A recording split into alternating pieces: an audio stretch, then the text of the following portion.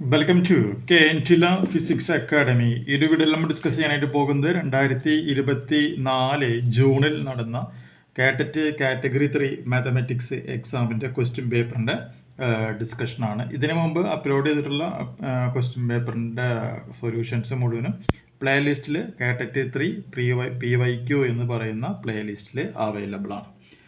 ആർക്കെങ്കിലും online കോച്ചിങ്ങിൽ join ചെയ്യാൻ താല്പര്യമുണ്ടെങ്കിൽ വാട്സപ്പ് ചെയ്യേണ്ട നമ്പർ +91 79 94 97 14 എന്ന് പറയുന്ന നമ്പറിലേക്ക് വാട്സപ്പ് ചെയ്യുക. ക്രാഷ് കോഴ്സിൻ്റെ ഫീസ് എന്ന് പറയുന്നത് 1000 റുപ്പീസാണ്.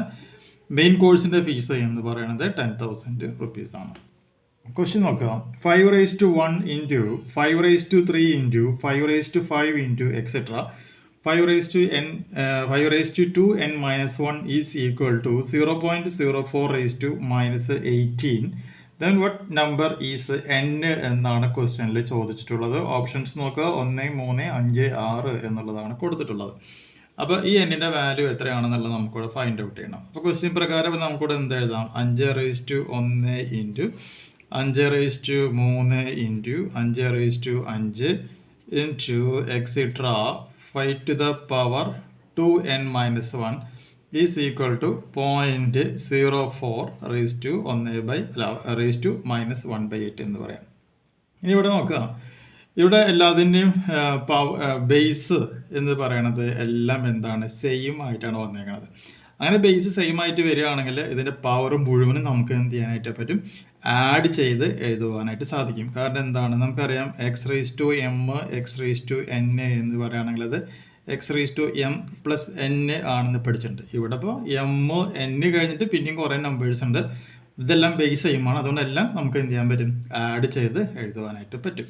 അപ്പോൾ 5 ഇൻറ്റു 1 + 3 + 5 + എക്സെട്ര 2 - 1 എന്ന് പറയാം. ഇത് 0.04 ആണ്. 0.04 എന്ന് പറഞ്ഞാൽ നമുക്കതിനെ 4/100 all to the power -18 എന്ന് നമുക്ക് എഴുതുവാനായിട്ട് സാധിക്കും. അപ്പോൾ 4/100 എന്ന് പറഞ്ഞാൽ അത് 100/4 raised to 18 ഈക്വലൻ്റ് ആയിട്ട് മാറാണ്. റെസിപ്രോക്കൽ എടുക്കുമ്പോൾ അതിൻ്റെ സൈൻ ചേഞ്ച് ചെയ്യാണ് ചെയ്യുന്നത്. കിട്ടിയില്ലേ? അപ്പോൾ നമുക്കിവിടെ എന്ത് കിട്ടി? ഇതെല്ലാം കൂടി കൂട്ടുക. ആ വാല്യൂ ഈ പവറിൽ കാണുന്ന ഈ വാല്യൂ കൂടിയിട്ടാണ് നമുക്ക് കമ്പയർ ചെയ്യേണ്ടത്. അപ്പോൾ നമുക്ക് ഒരു വട്ടം കൂടി ഒന്ന് മോഡിഫൈ ചെയ്യാം.